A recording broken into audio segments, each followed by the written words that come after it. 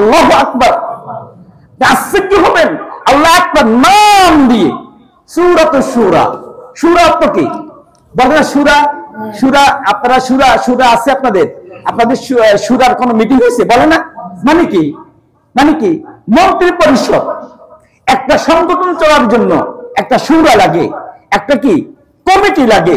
এই কমিটির নামে অর্থাৎ কি মন্ত্রী পরিষদের নামে আল্লাহ সুবহানাহু ওয়া তাআলা পবিত্র কোরআনের মধ্যে 53টি আয়াত সহকারে আল্লাহ একটা সূরা নাযিল করেছেন, সূরাতুল ফুরকান। সুবহানাল্লাহ বলবেন না? এবার আপনি প্রশ্ন করতে পারেন, হুজুর শুধু মন্ত্রী এমপি নেতা কর্মী দিয়ে তো রাষ্ট্র চলে না, এখানে তো বাহিনী লাগে, পুলিশ লাগে, সেনা লাগে, র্যাব লাগবে, আরো বাহিনী লাগবে না? বিজিবি লাগবে না? হুজুর বাহিনী ছাড়া তো রাষ্ট্র চলবে না। বাহিনীর ব্যাপারে কি কোনো সূরা আছে নাকি? হ্যাঁ ভাই, 114টি সূরার মধ্যে একটা সূরা আছে যে সূরাটাকে আল্লাহ সুবহানাহু ওয়া তাআলা বাহিনী সংক্রান্ত বিষয় নিয়ে এই সূরাটা আল্লাহ পৃথিবীতে নাযিল করেছেন। আল্লাহ রাসূলকে কিভাবে আল্লাহ রাসূল তার রাষ্ট্রের মধ্যে, মদিনা শরীফের মধ্যে কিভাবে মন্ত্রী পরিষদ কায়েম করবে, কিভাবে বাহিনী তৈরি করবে, আল্লাহ সেই ব্যাপারে সূরা নাযিল করেছেন।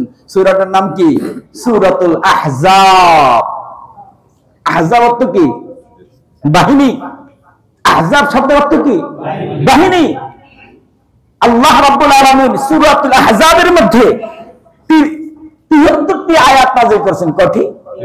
এই 73টি আয়াতের মধ্যে মন্ত্রী কেমন হবে, প্রধানমন্ত্রী কেমন হবে, এটা তো আলোচনা অন্য সূরার মধ্যে, এই সূরার মধ্যে আছে। আবার এই সূরার মধ্যে আল্লাহ সুবহানাহু ওয়া তাআলা সেনা প্রধান দেশ রক্ষা কিভাবে করবে, বর্ডার রক্ষা কিভাবে করবে, আইন শৃঙ্খলা রক্ষা কিভাবে করবে, আল্লাহ সুবহানাহু ওয়া তাআলা প্রত্যেকটি বাহিনীকে নির্ধারণ করে দিয়ে একটা সূরা নাযিল করেছেন, সূরাতুল আহজাব।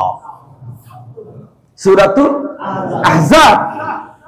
এবার আপনি প্রশ্ন করবেন, হুজুর বুঝলাম একটা দল নির্বাচিত হয়েছে, দেশের ভিতরে সেই কি হুকুমত কায়েম করেছে, এখন তার মন্ত্রীও আছে, এমপিও আছে, বাহিনীও আছে, সব আছে।